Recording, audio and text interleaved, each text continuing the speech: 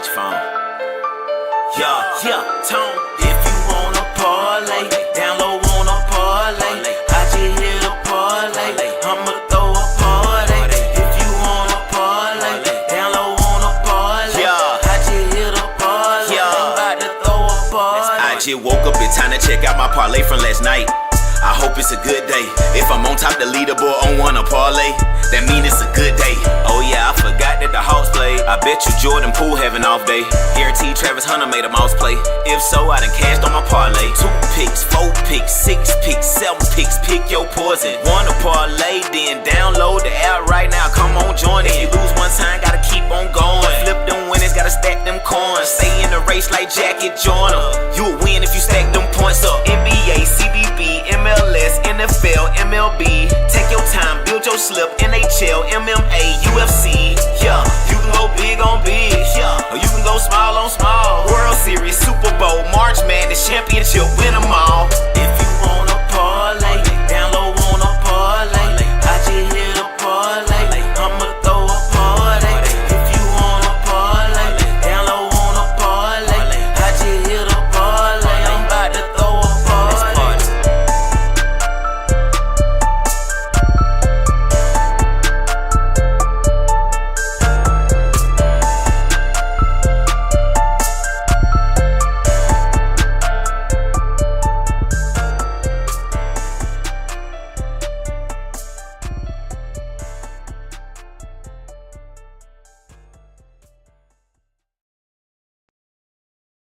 And we are live. Welcome back to the Wanna Parlay Podcast. I'm Lantz Bell. Below me's ToneTheGoat. And of course, this show is brought to you by Wanna Parlay, home of the $2 parlay and the world's richest parlay, where every day people are turning $2 into $2,000. More winners last night. Parlay Royale strikes again with BJ Carson 72514, bringing home $1,500 on a 15.03 point parlay. The guy had 11 legs with some goddamn heavy favorites. I mean, this guy had under on stolen bases that are 1.01 multipliers, like the heaviest favorites I've seen on the app. And it was smooth sailing from there. So, and he also took home another 200 in the pick 3 contest. What a night for BJ. E-Love 98 with $300 in that same pick 3 contest, and Plancha 123 in the pick 4 with a $450 slammer. Well done, Wanna people. And of course, the leader of our main event for now, KG Little Joes. Yes, Chicago KG, a regular that attends this show, absolute legend. And I know I have to shout his ass out because I know he's just grinning from ear to ear the fact that he's leading the main event. So good for you, KG. Again? I know, that's what I'm thinking too. It hurts. It hurts. Especially hurts because I can't even go after him. I can't even try to hunt him down or do something about it, because, the world hates me. We'll leave it at that. We've got a great show for you guys today. Hopefully we'll be having a guest on. We'll see if they show face. We'll see they put their money where their mouth is. Usually they tuck their tails, but hey, we'll see what happens. And, start off with a quick announcement, and we've been announcing this, and we're going to keep announcing this. We will now be giving a $2 entry ticket to anyone that shows face on this podcast. When you do so, you will have the opportunity to give us a 2-man parlay. And if that parlay wins, you will earn $10 more in entry tickets, which will give you an opportunity to win thousands here on Wanna Parlay. So, folks, don't be a fool. Show up and show out. Show your face. Be great. And win yourself some free cheddar. Well, for everyone that regularly attends this show, you already know what time it is. But if you're new here, it's Accountability Hour. This is where we recap our bets from the last show. We'll start off with me. I went 4-0. Dennis Schroeder, over 10.5 points. That's cash. Tatum, over 28.5 points. That's cash. Nuggets, money line. We saw that game last night. Bell to ass. And Jamal Murray, he doubled his point total, which was 21.5. He finished with 43. So, pretty smooth sailing from my 4-0 sweep. Tone, you want to go ahead and get into your picks? For sure, Ski, as Lance just breezed through this like it's nothing. I want to just salute my co-host. You know what I'm saying? Like, it's no way that he's gonna breeze by this and go 4-0 two times. I mean, like literally, I think this month, no, guaranteed, this month Lance has had 2 sweeps, and we are giving these picks and parlays and player props every single day. And our whole motive is to give you guys these picks so you can have some locks to include into your parlays. So hopefully you are telling Lance, telling me, and all our featured guests that we have. He's given flawless victories. I mean, this is Mortal Kombat action that you're watching. He said it so humbly, but he went 4 for 0. He went 4 for 4. So if you would have just picked one of those, you would have included that into your pick, you would have won. If you would have took all 4 and made a 4-man pick, you would have won. It's so many variations, but yeah, Lance, you can't breeze by that, my guy. I think it was last week or the week before. I think it was last week I started out 6-0. So this week started out 4-0. Last week started out 6-0.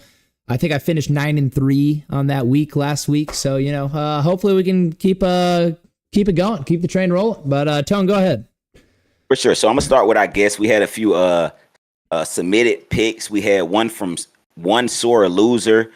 He had recently won a pick 2 for 300. He gave us a 3 pick, and he had Milwaukee plus 7.5.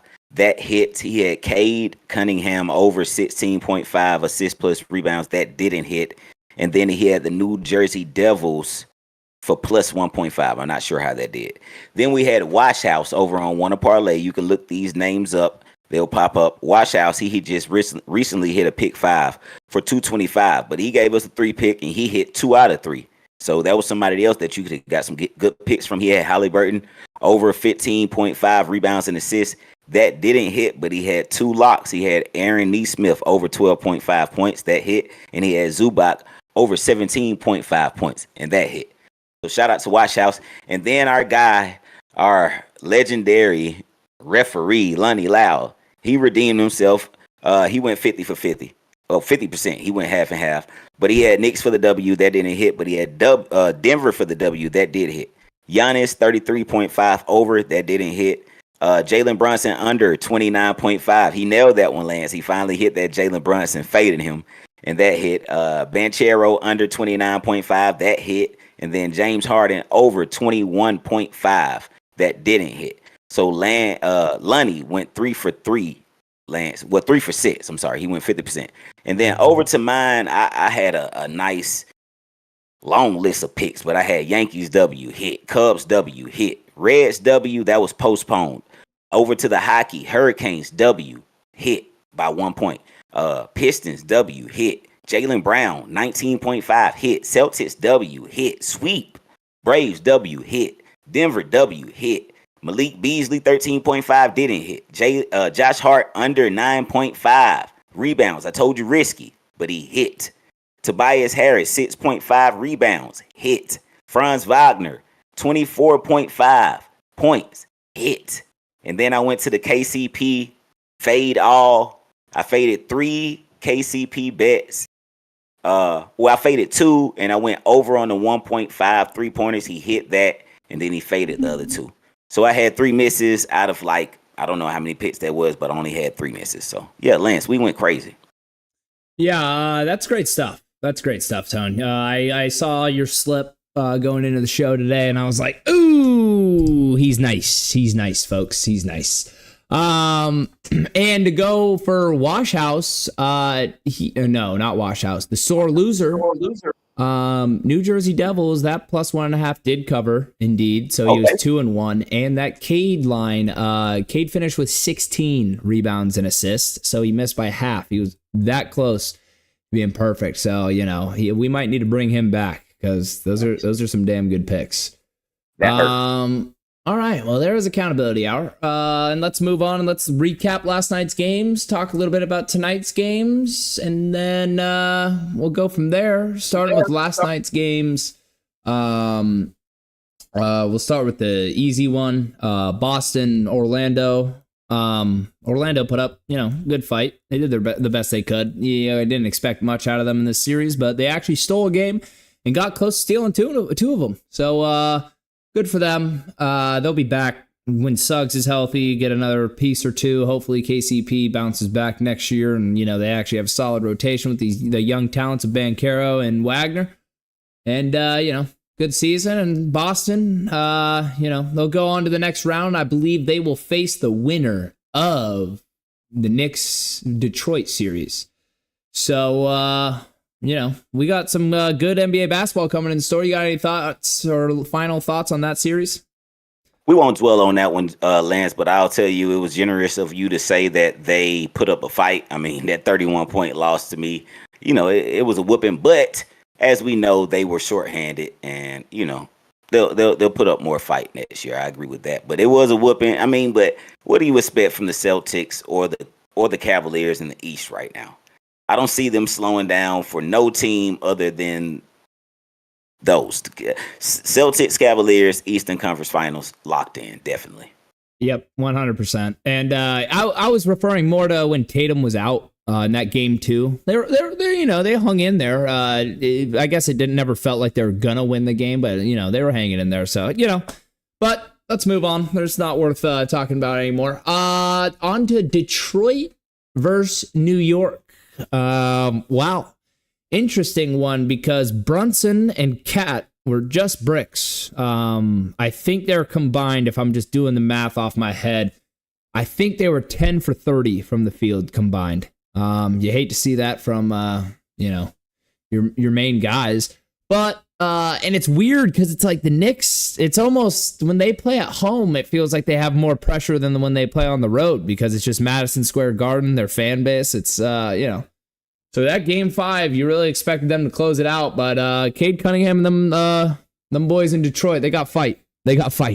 And now you got to go to Detroit.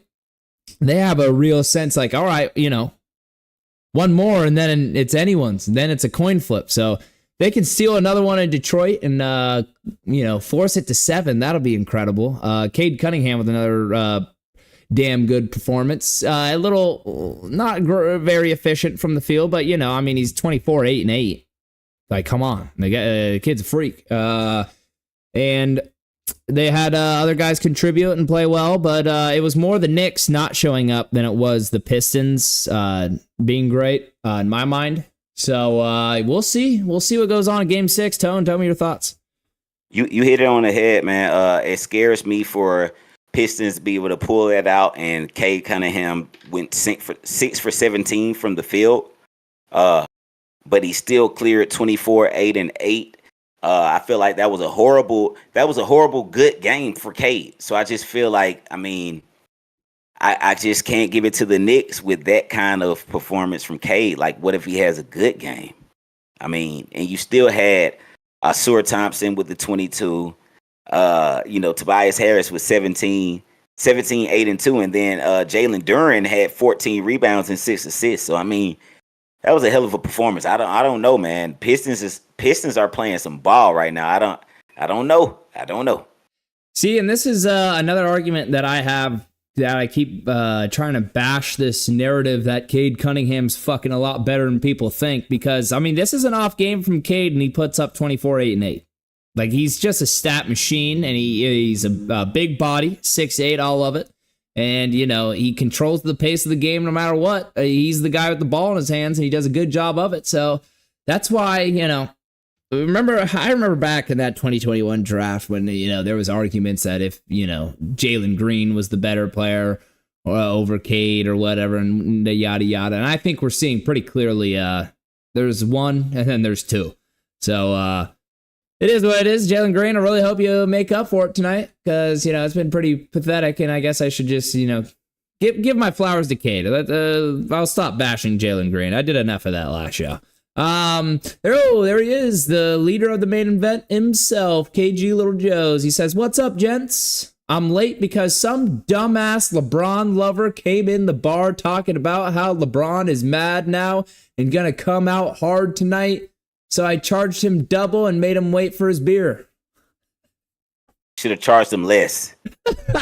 KG, I love you, pal. You're a funny motherfucker. say what you will. Maybe I don't agree with your LeBron takes or whatever, but that's good fun. That's funny shit. If LeBron James was to show up to KG's bar, do you know how immediately he would change up into a LeBron's fan? Yeah, KG. If LeBron came into your, sorry, I'm fixing some settings, folks. So you'll see something. If LeBron, he'd kick him out. Tone, he's claiming that he'd kick him out. I don't know if I believe that. He's lying. LeBron will buy drinks and food for the whole town. He will open that all the way up. Yeah. Hey, there's no way. No, there's no way. But you know, I of course the Lakers should be pissed off about last game. That was gross. It was gross officiating. I mean, they came out, that trip was a missed call, dog shit call on Reeves, that Reeves on Jalen McDaniels, that and one. It's 111-113, and I don't even think he maybe touches a hair on his head. Maybe. Makes it 114-113 instead of a tie game, completely different, you know, changes a lot. And you know, fucking, and then you know, the AC 130, Chris Kyle, whoever you want to say was in the sniper above in the ceiling of the arena, just looking straight down on the hand, and the hand's always been part of the ball. I mean, there's, you know, you can go a lot of different ways with it, but like I keep saying, can't blame the refs. Got to win the game yourself. I mean, we had the ball up 113-111, and we take a LeBron 3. Like, damn it, I know you don't have legs, Bron. I know you don't. I know you're playing the whole second half. I get it. Either you or hoop. Go try to get contact. Go score, because we need to make that a 2-possession game. 113-111, you make it a 2-possession game, you're balling. But we didn't do it. So, you know, now we're down 3-1. We're in a hole. We play tonight. We got to win. We got to win. Just take it one game at a time. It's one game at a time. Just win one. If you win one, then you got to go to Minnesota. I mean, they might get comfortable, and, you know, they're a streaky team. They're more defense and physical than they are shooters. So you might be able to catch them lacking, but you got to get one. You got to start tonight. But let's keep going on the. KG says, "Swear to you, let's tag him now." Yeah, Bron don't give a fuck about us. I wish I could tag him and he could be like, "Oh, I'm going to KG Lil Joe's." If I had that poll, KG, I'd send him there right now. But we ain't got that poll yet. Free folks. all night. Free all night.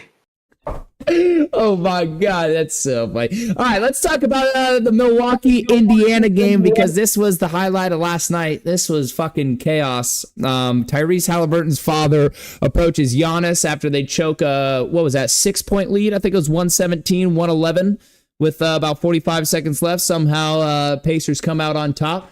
But, you know, Halliburton Sr. fucking walking on the court, jawing at Giannis. That was cinema. I loved it. You know, I loved the energy. I loved the talking shit. I will say it was, I don't agree with the father going on the court. I don't think that's okay. But, you know, just all the antics. I love it. I love heated basketball. I love competition. But, you know, that they should definitely, I think, penalize him. But people are calling for Halliburton Sr.'s ban from NBA games. I'm like, that's a little aggressive. I don't know, but it's, you know, you can't just go on the court, so I don't know. It's a tough one. Tone, how'd you feel about it? I think a ban would be overly aggressive. I do not condone what he did, but I do understand emotions thriving. I do understand underdogs overcoming certain obstacles and victory just being a part of the moment. I do understand all of that. Plus, I do understand, you know, if you've never been to an NBA game, let alone a competitive one, I mean, drinks and all kind of other stuff play its parts, you know, so he definitely wasn't sober. I mean, he was in the wrong, but I feel like Giannis and Halliburton's father know each other behind this. So that's why it was kind of more to Giannis, like super disrespectful. But I also feel like that's why they were able to speak about it and get past it, because you know, it was just a caught up in the moment type of thing. Plus, people cannot breeze past all of the bashing and naysayers saying all kind of horrible stuff about Halliburton. He got his moment. People, you got to let it be what it is. Like we've bashed Halliburton during the season, and I posted it on my story today. Like, hey, he come off of my bus list. He proved himself. Sometimes when you're hating on people, or you just have your biased opinion, or you just feel otherwise, when they show you otherwise, you have to be honest. You have to be honest. And that was Halliburton's father honest moment. Now it was a little bit too much. It was a little bit too extra, but I get it. Yeah, exactly. Like I it's not like it was the craziest thing you'd ever seen. Like it's, you know, obviously he made a mistake, and I'm not saying it was the right move or like defending his actions by anything, but he's human. Fuck, like this happens, and I don't think it should be like a lifetime ban like Stephen A. Smith and some of the Ryan Clark coming out. Like, calm down, pal. This is the kid's son. And he's fired up. Like, it's an emotional moment. And yeah, he made a mistake. And it's like, okay, maybe for the rest of these playoffs, he's not allowed to sit on the ground level. You know, something. You know, you can penalize him, don't get me wrong, but the call for like a ban, I'm like, shut the fuck up. Like, you just want clicks. You just want clicks. Like, Ryan Clark, you're a clown. You want clicks. I think Stephen A. voted for that because he got approached baseline, but we're not going to say nothing about that. Sideline or whatever. That's why Stephen A. won. Yeah. Yeah. KG Lojo says, just don't allow him on the court after the game. It's over. It's easy fix. And I'm like, exactly. But I don't even think he was allowed on the court, which was the one. Like, he just started walking out there with the towel, and he just turns. He's like just jawing at him. You watch it, and you're like, I think Mr. Halliburton knows he made a mistake. He definitely woke up that. Yeah, he woke up the next morning. It's like, damn, I did that. Like, that's not my best look. Yeah. Like, he knows. Yeah. So that's all right. Well, I'm glad we got to talk about it. But the game itself, you know, geez, you really thought Milwaukee was going to pull it out all game. But, you know, Pacers just hung in there with fight. How about Gary Trent having himself a playoffs? He'll get himself another deal. He'll make some more money in the NBA. Good for him. But yeah, unfortunate. Giannis to the Los Angeles Lakers. Love it.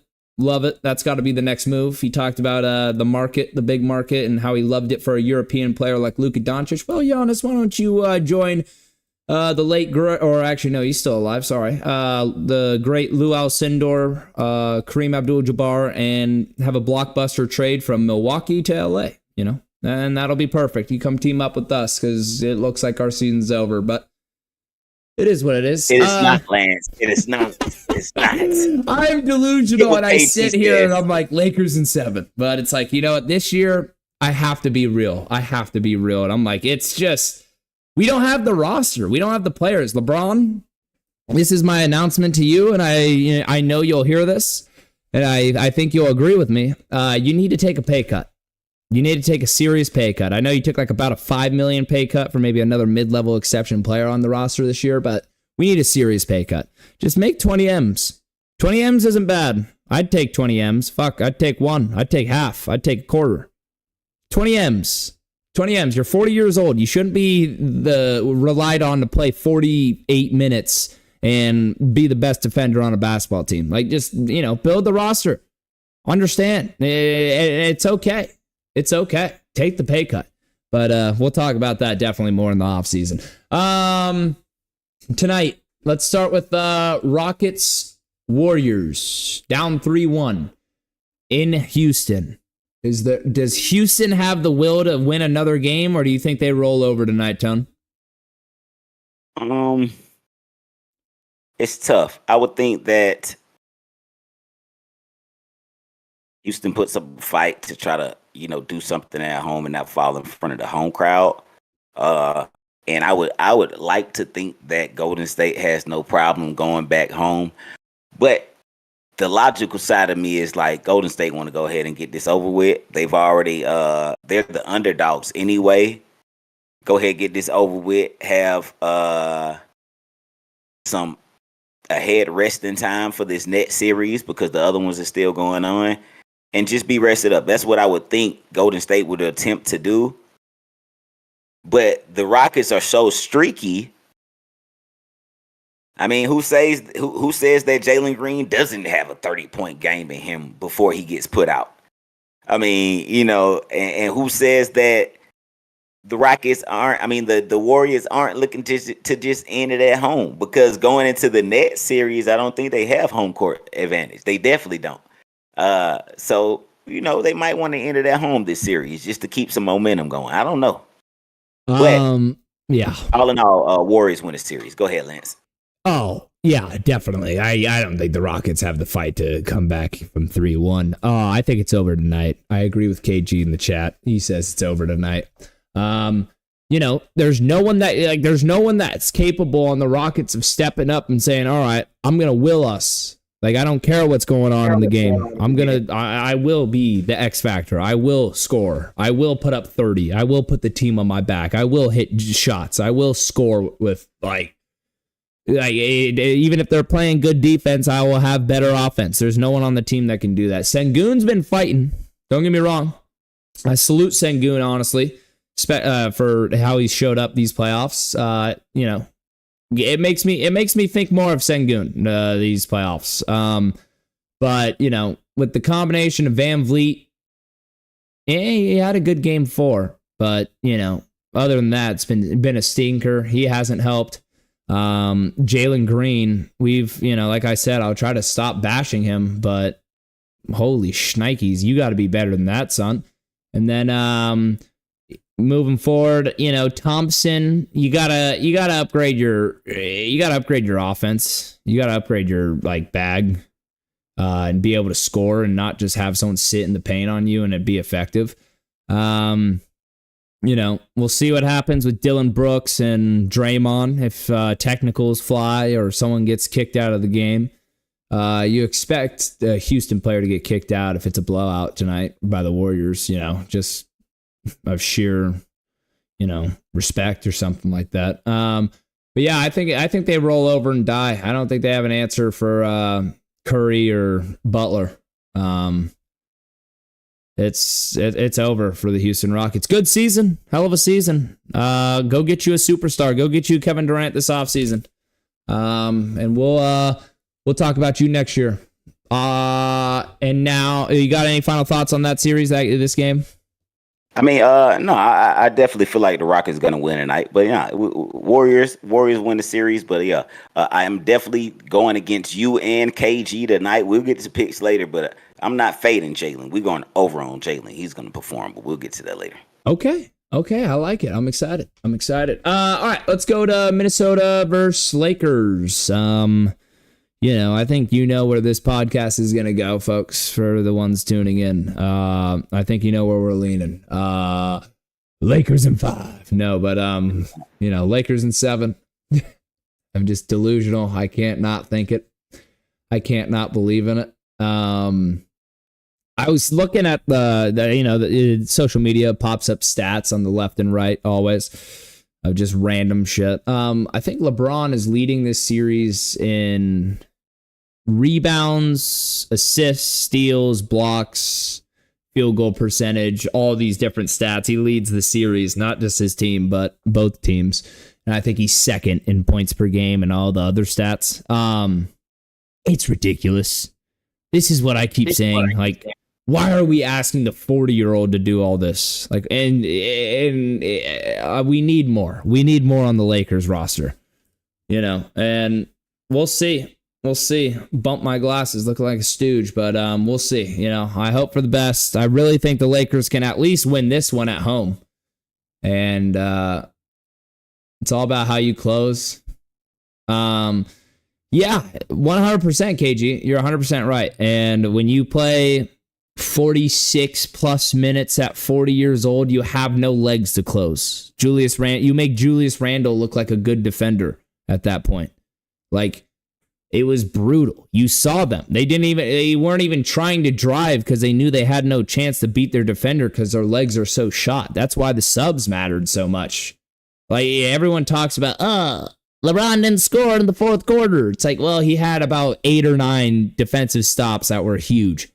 And combined, I think he had 6 steals plus blocks. He was a freak on defense, but he couldn't do both. I'm sorry.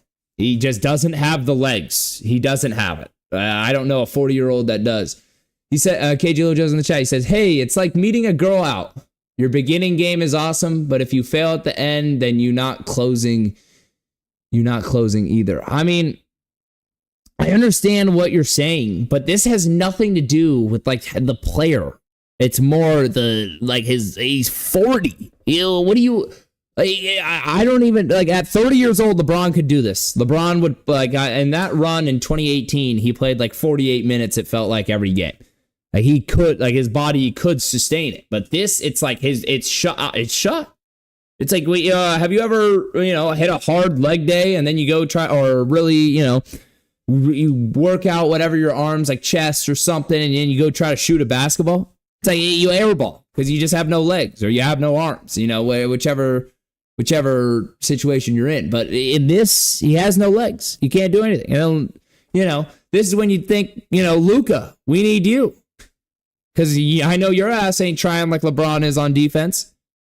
I know you're not, so that's where we need you. But it's brutal. It's brutal. Tone, talk to me your thoughts on this game, what we need to see. Yeah, we're definitely walking away with this game tonight, man. You know what I'm saying? Forget what anybody else has to say. We didn't been blocked out all that noise. I'll be honest. Austin's gonna perform well tonight.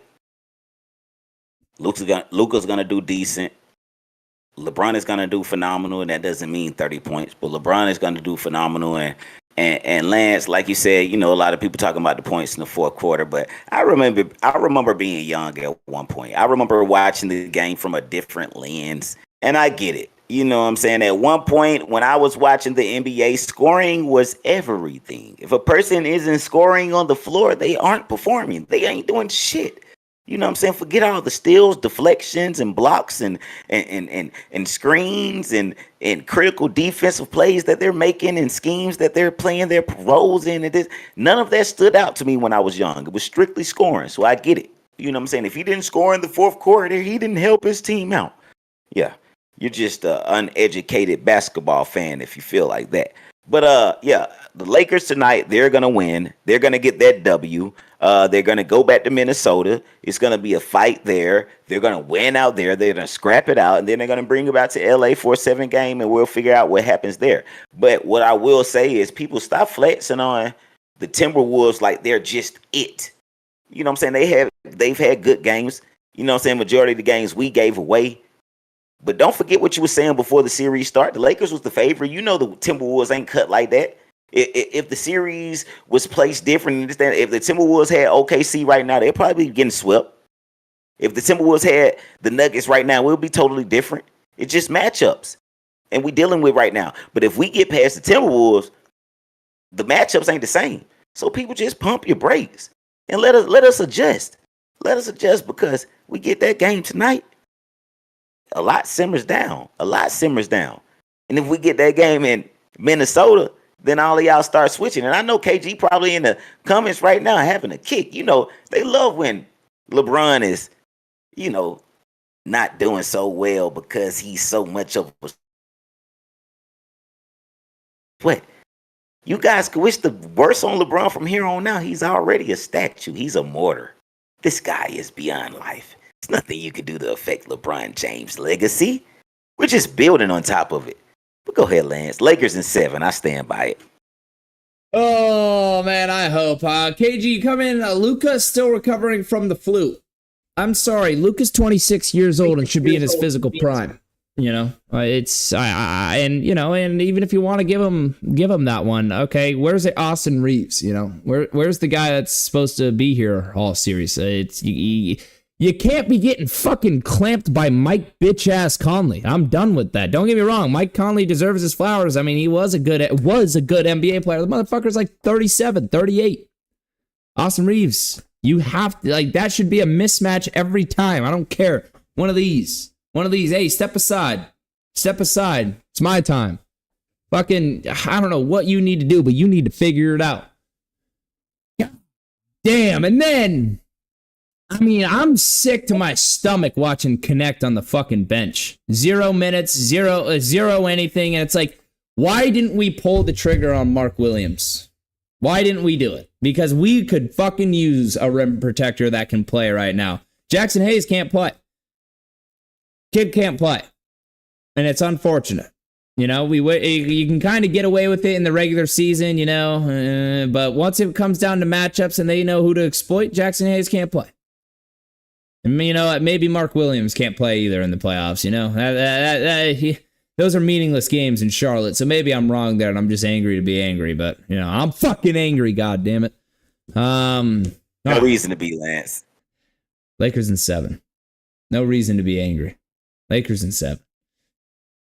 Oh, man. All right. Well, that's those are the recaps of the games yesterday and our preview of the games tonight.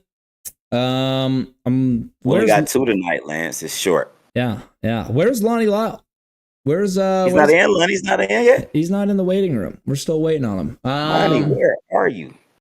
No worries. It's kind of KG. Do you got any bets you like tonight? I might need to steal some from your slip. I might need to steal some. I'll go in and look at some of these. We'll see where Lonnie is, but I mean, we can talk a little. What do we like?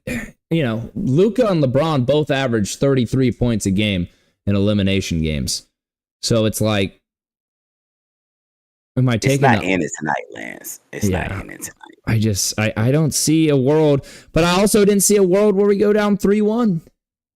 You're right. That's what's so tough. Right. It's like, man, I didn't see Jalen McDaniels being the best player on the team. Oh, I know what I can fucking rant about. Holy shit. I'm done with people trying to say Anthony Edwards is a better all-around player than Luka Doncic. Shut your fucking mouth. You know, to bring out my Canadian in me. Shut it. The Timberwolves are NBA champions if Luka Doncic and Ant switch places right now. And the Lakers lost in the play-in if you switch Luka and Ant right now. That's just what it is. You know, if it's just insane. Like, we're acting like Anthony Edwards is this like all-time great defender, like a great defender. I'm like, he can match up. Like, he can, you know, guard who he's supposed to guard. It isn't as bad as Luka's defense, don't get me wrong.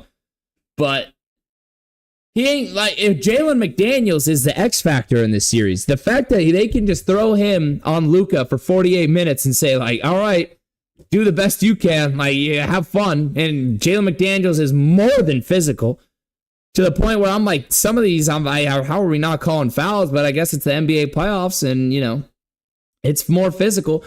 Jalen McDaniels is the best player on the T-Wolves so far this series. And then close second, Julius Randle. Julius Randle's been playing fucking well, and you never see that in the playoffs from him. And it's going to be funny when the T-Wolves lose next series. They're not. I don't even think they're making the conference championships, and if they do, they're not making the NBA finals. I promise you. I'd put my life on it. Damn near. I'm not, because I'm not a psycho, but damn near. So stop with the Timberwolves glaze. Holy shit! All right, we got Eater Taco, Lonnie Lyle in the waiting room. Bring him on. Referee, throw the flag. Throw the flag on me, because I'm pissed off. Lonnie. Good flag. Hey. I can hear me in the back. hey, Lance. No flag will be thrown. Hold on, let me get to turn this shit down. No worries. I respect it. Oh, Cubs. Wait, hold on. KG Little Joe says Cubs money line, Yankees money line, Phillies money line. I think that means Harper. Oh, yeah. Phillies, Harper over 1.5 bases, and Lakers, Luka over 15.5 rebounds and assists. Wow. Last game, I'm pretty sure he had 3 rebounds and assists. So, KG Lil Joe's looking for the opposite side of that. All right, Lonnie, talk to us. Man, sorry, y'all. I'm late, y'all. Throw a fucking flag on me. I had to run all the way here. My car ran out of gas on fucking Old National. I ran from Old National to fucking East Point, but I fucking made it here, though. I fucking made it here. All right, throw the fucking flag on me. So this episode, with this episode, man, look, y'all, we have a great topic. It's been talked around since it came out. Do you all think the NIL deal that these kids are getting is good or bad?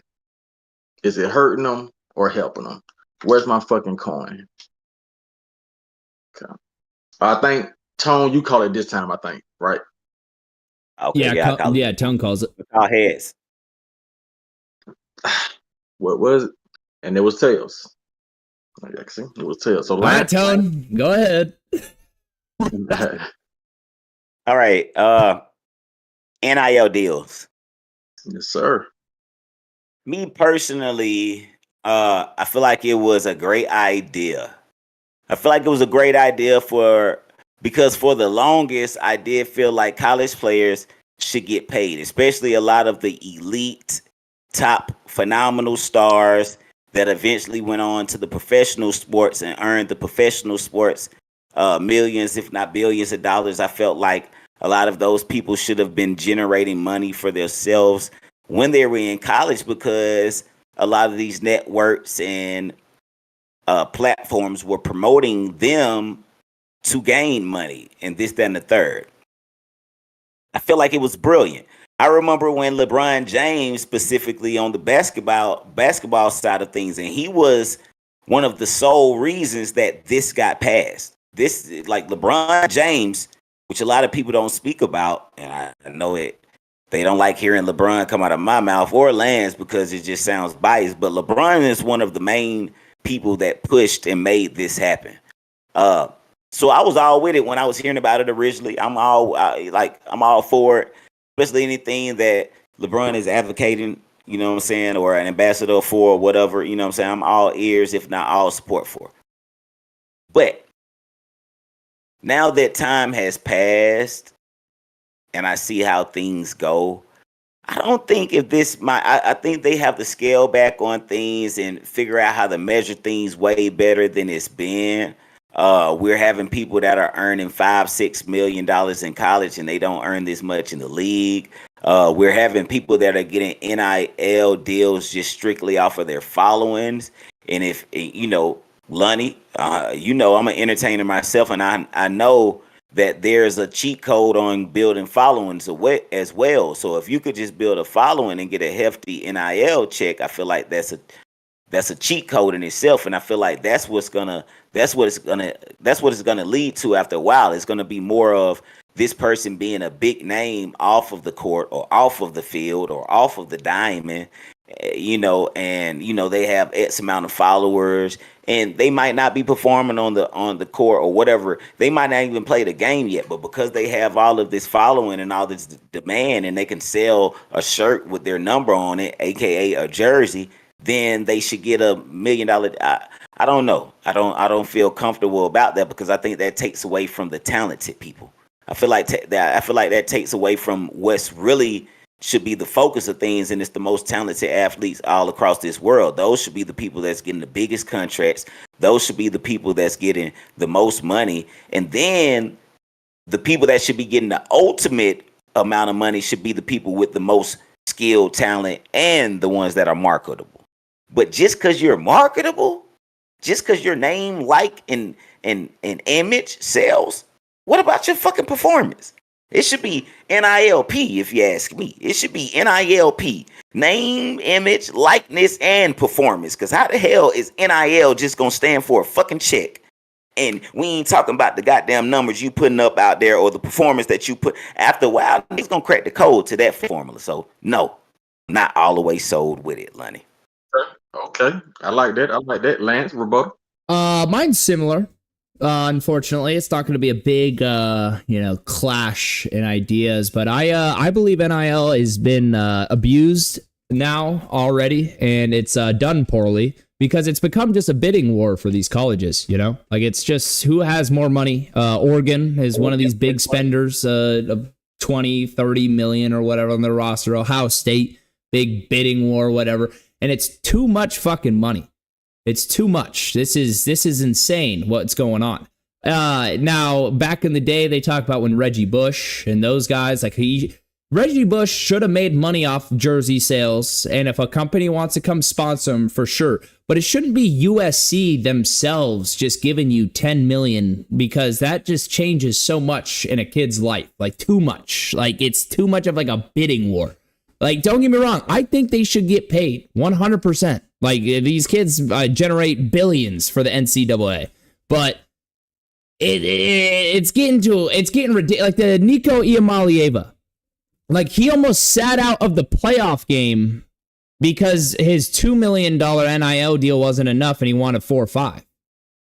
Like, that's ridiculous. That shouldn't be going on. It shouldn't be semi-pro sports. Like, don't get me wrong. If, what's Livy Dunn's company? The one, the Viora, whatever, the clothing brand. If you want to sponsor an athlete, sure. But it shouldn't be LSU coming out and saying, or Michigan, they just came out and gave $10.5 million to an 18-year-old Bryce Underwood to come play quarterback for him. Like that's not what it shouldn't be. The bidding war of these colleges. It should be, they want to make, they want to be in a Gatorade commercial because they're that good and Gatorade wants them. Sure. But NIL shouldn't just be basically semi-pro football or semi-pro basketball and, it's contract negotiations with the school. These aren't like franchises. And, so that's why I feel like it's done wrong and there's been way too much money, and obviously it's competition because each college wants to be better than the other. But I feel like given the university's opportunity to just throw cash at these kids is it's too much. It's too much. But there's also the other argument, and I know I'm gonna this might be a little long, but this is life-changing money for these kids, and it changes for their families, for their neighborhoods, and for some of them, a lot of these kids, it's life-changing money. And if they do the right thing and invest and don't just blow it all, it could be something very positive. But then, I just saw Elijah Arenas in a cyber truck, got a lot of money of where he's going to school, and he fucking totals the whole thing and almost kills himself. Are they actually responsible to be making this much money? I'm like, So the NIL in totality, I believe it had to be done. There was no choice. People were fed up. The Johnny Manziels of the world, the Reggie Bushes of the world, like Cam Newton, like all these guys. So it had to be done, but I think it was done in the wrong way. And that's my argument. Okay, Tone, anything got to add to it? No, he touched on some great points, but yeah, I stand by what I'm pretty much, my angle is just, I think they need to get back to the drawing board and rethink things. I don't think it was a bad idea, but I think with it just being NIL, I think that's my main pitch. It needs to add on a P. There's no way you should just get paid for a professional sport for your name, image, and likeness. Think about this. You're playing a sport and you're getting paid for your name, image, and likeness. What the hell are you playing for? Your bench player could get paid for that. The water boy could get paid for that. The water boy should be eligible for NIL. What if he popular and he drawing in 100 people per game? The cheerleader should be able to get an NIL deal. The guy, it's an NIL deal. They can technically, not to interrupt you, but yeah, they should if they can't. But I'm just saying, what the fuck is an NIL? Lance, we should be getting a motherfucking NIL deal. What the fuck is an NIL deal? We should be getting an NIL goddamn deal. Name, image, and likeness. What the fuck? So I think it was brilliant to be thinking of the college athletes in ways they should be compensated and paid, but I don't think it's been all the way figured out, which most things when it's in its early stages, it hasn't been all the way figured out yet. It hasn't been all the way hashed out yet. And I think that's where the NIL is. I hate to compare it, but I think this was when those people first started it. The alphabet people started putting the LGB. It started with LGB and now we got 9 letters. I think that's where we're at with the NIL right now. We ain't added on those extra letters yet. Go ahead, Lonnie Lyle. Holy shit. Lance, you got one more rebuttal. Oh, that's awesome. They got too many fucking letters. It feels like they rushed it. They rushed NIL because everyone was so angry about how much the NCAA was making and players weren't. So they obviously rushed it and have just, okay, fine. You want it this way? Open the floodgates. Let the universities. And it's just become weird bidding war Like backup, now the backup O tackle for Texas is probably making at least $500,000, if not more. Like that doesn't make sense. That doesn't make sense, folks. This is getting like weird. So if NIL it's gonna stay. So I think really the only fix is you have to restructure the NCAA and conferences and basically change football to a 64 team super. Like the Division I football is 64 teams, and you pick them and choose them, and then you go to Division II and Division III. You got to cut a lot of these teams because some of these is just unfair. Like in the MAC, Boise State. I know they had that all-time talent Ashton Jeanty, but you watched him go up against Penn State. It was belt to ass, no chance. There's nothing you could do because Penn State, their backup D tackle is making $250,000 just to be a backup. He ain't even good. But you need the body and size, and it's just become this huge bidding war. And it's like, hey, a lot of money is just flowing out everywhere. And it's they got problems there in college. The semi-pro, it's ridiculous. That's my final rebuttal. All right, so that's it. Hey, so I do have an announcement. I was actually offered an NIL deal when I went to the referee combine last summer. And they didn't go forward with it because I failed a drug test. That was it. Other than that, I would have got $4,500 up front. You feel me? Bare like that's like the bare minimum. But y'all was lifting whistles, Lonnie. What was y'all doing in the combine? It's on YouTube. Watch it. Watch it. Look at him. He's trying to hide his face too. You think he's so funny. What y'all laughing about? Did y'all? He's referee combine is a fucking real thing. I bet. I mean, you got to run like hell. No, I think I believe it. Fucking Tone over here just said to you. He's like, what was y'all doing? Lifting the whistle? Whistle reps. Whistle lifting. KG says that's where he got the damn whistle. That's diabolical. But yeah, man, NIL, money ruins everything. Money and greed and power, it ruins everything. College football, you really hope they can revive with the 64-man team, or the 64-man Division I. Do 8 teams, 8 conferences, or no, 8 divisions. I'm backwards again. 8 conferences with 8 teams in them. 8 times 8, 64. You spread them around across, the landscape or whatever, make the conferences actual realistic, not have Stanford going over to Syracuse and fucking Clemson and flying cross country for every away game. Regroup it, redo everything, and do it right. Don't just say, okay, fine, you can have money, and just make it this all-out bidding war where fucking Knight of... Oregon, the Phil Knight, the founder of Nike, who's worth like $45 billion, can just pull out whatever, take all the money in the world. You have no cap limit. There's no rules. It's just chaos. So it's got to be fixed. Yeah, there it is. All right. I ain't gonna lie. That's a 15-yard penalty. You only get 1 rebuttal. It was worth it. 2 times the 15-yard. But ultimately, like y'all both are not with the NIL. You know what I mean? Lantz saying, yeah, but do it right. You know what I mean? Like y'all should have took more time with it. I feel like Tone had more facts about it. And personally, I feel like it alters the player's mindset. Like if I'm already getting 5 million or 10 million, I'm getting more than the base minimum for an NBA player. You know what I mean? Like, dude, I'm about to, like how you said, like the guy almost sat out in the fucking playoffs. You know what I mean? So it'll alter their mind. I don't think they should get that much. It should be like levels to it. Maybe like a freshman level, sophomore level, and that would cause them to stay in college a little bit more, maybe also. So for this episode, with this segment, I'm gonna say that Tone took this one again. I'm gonna say that Tone took this one. Tone 3, Lantz 1.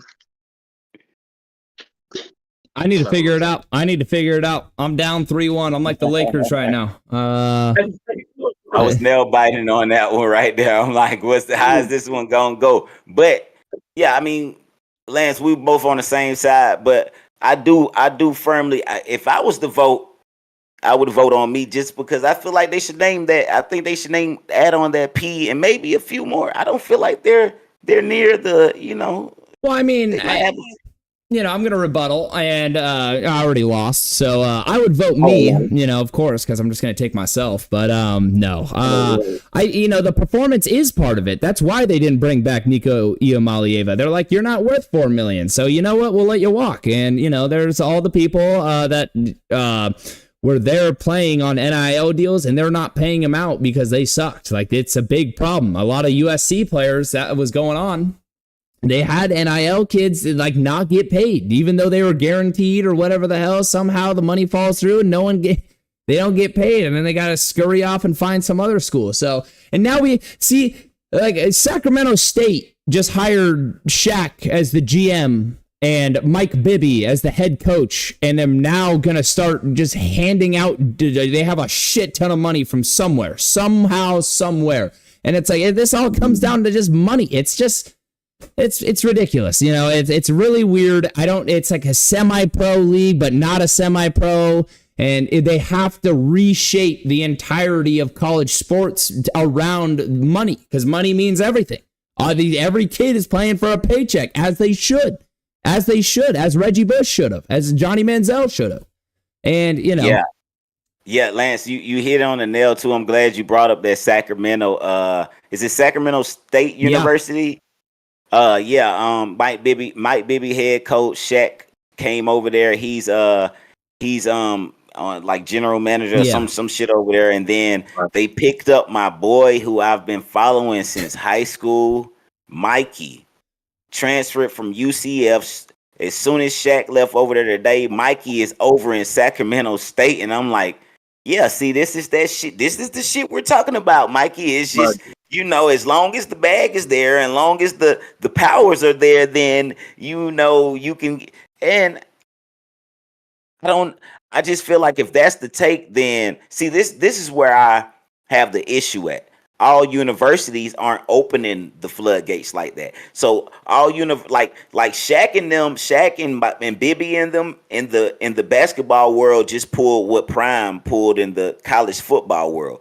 But all universities, especially D1 colleges, they aren't opening those opportunities like that. That's not just a normal like clean house and all new popular faces come in just because they're popular and have, they don't have no lick of history in the freaking, just because they are who they are, but I don't know if I feel comfortable about that. I don't know. Well, I mean, in a clear example, Clemson said, we're not going to do the NIL. We're going to stay with recruiting and kind of keep our kids in-house. Well, now Clemson can't compete for shit. I mean, you've seen Clemson. They in the ACC this year. They're the 12th seed, got fucking belt ass by Texas. Like, it's just changed college football into this semi-pro weird that money means everything. Money has always been king. So it's like you got to reshape the entirety of the sport rather than rush it and just say, all right, just start handing money, start handing millions to these kids, start just firing. And it's like, man, some of these kids, then they're like, hey, the money never stops. And then they buy their car, they buy their mama a car, they buy their boyfriend or girlfriend a car or whatever. And they, then they spend all the money, and then it's like, oh, you got to pay taxes on that 2 years later. Did they tell you about that? Absolutely not. Now you're paying the manager who already made 10%. It's like, you rushed this. You just want to see, they just wanted to make people happy. And I'm like, you guys got to figure this out from a totality. Like, you got to really think about it. Go ahead, Lonnie. It should definitely be a cap on that, how much money they get. You know what I mean? It should be a cap. Like, it should be, you know what I mean? Everybody, the top tier should get this amount. Not 10 million, 12 million, 20 million. Like Bryce Underwood hasn't played a snap of college football. He's a freshman or coming out a senior in high school, and they hand him like 11 million or 10.5 million to go to Michigan. Oh, Brady came in and convinced him. No, motherfucker, he came in with a bigger check than LSU. It's just a bidding war on these kids, and at some point, it's weird. It's weird. I think they should reconstruct things where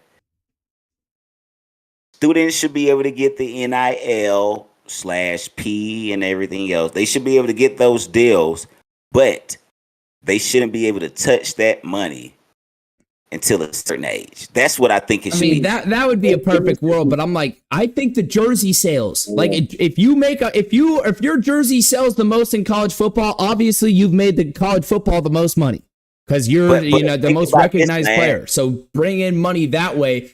Yeah, like you're saying performance, but also like number and just they're just throwing like millions at these 18-year-olds on a sheer hope that they're actually good, and then they can show up and suck, and it's but brutal. Think about this, Lance. What if the player or student is like a Shador? And I hate to bring this up because I'm a Shador supporter, but a lot of people don't know that we've been supporting Shador off the field for a long time. Like, we listen to his music. He has music. And what if you have this football star that has this huge following and is able to sell jerseys because of music? What the fuck does that have to do with, I don't think that's a great solution either. Like, right. It's. It's completely bizarre. I think they got to scrap and rechange college football and make it the 64 team, like Super D1. And then they need a cap of how much money you can spend and things of that nature. But here's KG Low Joe's in the chat. He says there should be a cap on what year you are in college. Freshman capped at whatever, and so on. Each year goes as you stay in school. The cap goes up, and I think that's something you were saying, Lonnie. I was gonna say, I think that's what Lonnie was saying. Yep. That sounds good, KG. Well, exactly. All right. There was, folks. There was heat check. Lantz versus Tone. I am down 3-1, just like the Lakers. I will make a comeback. Don't worry, folks. Don't you worry. Lonnie, you're staying on to give your picks? Yes, sir. You want to give mine first? Yeah. Why not? Hop in there. Hey, y'all. So I got Yankees for the win. I got AA run for total bases over on 1.5. I got Golden State to take the W. I got the Lakers to take the W. And I got Luka under on 3.5 turnovers. Very nice. I like the turnovers one with Luka. I mean, he better be sharp tonight. Nah, for real. Gotta be. I was trying to go ahead, Lance. But I didn't really find one for Bron that I really just love like that. You know what I mean? But I think Brian's gonna have a great night. Like rebounds, assists, and points. I think Brian's gonna be overall great though. I like it. All right. I'm gonna go ahead here and. Are you prepared, Lance? If not, I got mine. Go ahead. You go because I'm looking for one last one. From the top, I think I got a little over 10 picks for y'all tonight, man. From the top, I got Rockets W, Warriors over 203.5. Lakers W, Lakers minus 5.5. Lakers over 210.5. Jalen Green, 15.5 points over. Jalen Green, 15.5 points over. Jalen Green, 15.5 points over. Let me say that again. Ant-Man, the man, that's the Ant, the one that y'all all depend on. Under, fade Ant tonight. Under 27.5. I like that. Austin Reeves, 19.5 points over. Finney Smith, 7.5 points over. DiVincenzo, 13.5 points plus rebounds over. LeBron, 1.5 steals over. LeBron, 2.5 steals plus blocks over. That boy gonna be out there scrapping tonight. Okay. Yeah. There you go, Lance. That's the end of mine. There it is. Hey, I like it too. All right. I'm actually stealing that LeBron one. That steals plus blocks. I mean, that's got to be locks. Come on now. All right. Here are mine. Golden State Warriors money line. I think they end it tonight in Houston. I think Houston rolls over. They don't have that guy that's going to man up and win them another game. It's unfortunate. We'll see you next year. Get Kevin Durant this offseason. Next, I got Stephen Curry over 4.5 rebounds. This guy's weird. He just weirdly rebounds and sneaks it in there. So I'm like, you know what? Whenever you can get it under the 5.5 and it's in that 4.5 range, and it's like I see him get 5 rebounds. He scraps for him. Next, I got Lakers money line, of course. Then I got Austin Reeves over 2.5 threes made. I mean, Austin, you better show up, or I'm pretty done with you. You can't show up on the defensive end in the playoffs, so you better show up on the offensive end. LeBron over 1.5 threes made. It's King James, an elimination game. You don't play around with those folks. And last but not least, the one that I stole from Tone, LeBron James over 2.5 steals plus blocks. There are my 6 picks. Went 4-0 yesterday. Show went 23-9 yesterday. Let me repeat that. The show went 23-9 with the picks given. So make sure you tell what we just gave you. All right, this was the Wanna Parlay Podcast, home of everything Wanna Parlay, the proud father of the $2 parlay, and the world's richest parlay, where every day people are turning $2 into $2,000. Today was a great show. Thanks to Lonnie Lyle for coming on and refereeing again. He did give me a 15-yard penalty and threw the flag, so I'm not that stoked about it, but it's all right. We'll forgive him. No, I'm just messing, but it's good stuff. We'll be back at the same time tomorrow. Oh, actually, we will be doing an early show tomorrow. Announcing that to Tone and Lonnie for the first time. Unfortunate, but we'll talk about that behind the scenes. And, make sure you turn on notifications for this podcast, because that will, notify you when we go live. But we will be celebrating more Wanna winners, updating you on the latest Wanna leaderboards, and talking about all things sports. Folks, make sure you like, comment, and subscribe to our channel, as it helps us tremendously, and we appreciate your support. You guys got any final thoughts? For sure, Ski, man. If you haven't checked the leaderboard from yesterday, I struck on a 2-pick, so I'm running a 2-pick tonight. You go over on that pick 2, you're going to see me. I ran the same pick for 6 times. Other than that, man, if you want a parlay, make sure you download Wanna Parlay. It's simple and plain. The only parlay app where you could turn $2 into $2,000. Hey, man, sound good to me. Lakers in 7. Lakers in 7. Adios.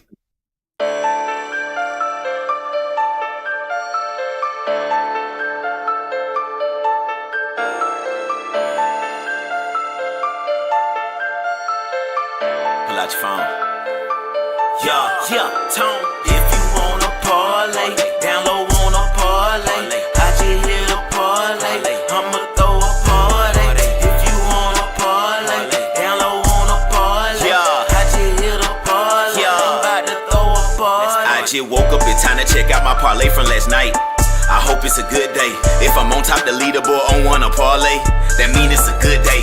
Oh yeah, I forgot that the Hawks played. I bet you Jordan Poole have an off day. Guaranteed Travis Hunter made a mouse play. If so, I done cashed on my parlay. 2 picks, 4 picks, 6 picks, 7 picks. Pick your poison. Wanna Parlay, then download the app right now. Come on, join it. You lose one time, gotta keep on going. Flip them winners, gotta stack them coins. Stay in the race like Jackie Joyner. You will win if you stack